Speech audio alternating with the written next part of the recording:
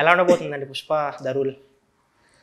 ఎలా ఉండబోతుందంటే మ్యాడ్నెస్ ఉంటుందండి, mental mad ఉంటుంది, అసలు మామూలుగా ఉండదు.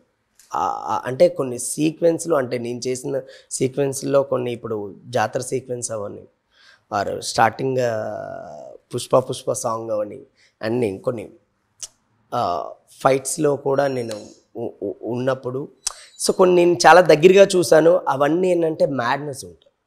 అయితే రెగ్యులర్గా సెట్స్ విజిట్ చేశారు మీరు?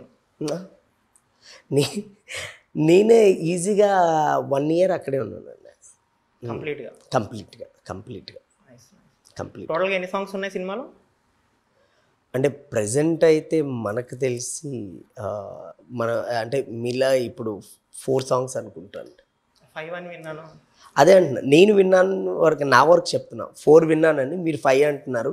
ఏమో నేనే తెలుసుకోవాలి, ఇప్పుడు మీ ద్వారా నేను తెలుసుకుంటున్నాను. అది ఎన్ని సాంగ్స్ కంపోజ్ చేశారు? నేను చేసిన 2 అండి. 2. పుష్ప ఒకటి, జాతర సీక్వెన్స్ ఒకటి. అండ్ అది కూడా చూసేటికి కూడా చేసాం, చూసేకి కూడా అది కూడా చేసాం. అండ్ మెయిన్గా అయితే మన పుష్ప అండ్ జాతర సీక్వెన్స్, అదే మెయిన్. శ్రీలీల గారితో స్పెషల్ సాంగ్ చేయలేదు? లేదండి, చేయలేదు. అసలు ఇన్వాల్వ్ అవ్వలేదు దాంట్లో? లేదు ఇన్వాల్వ్. ఓకే.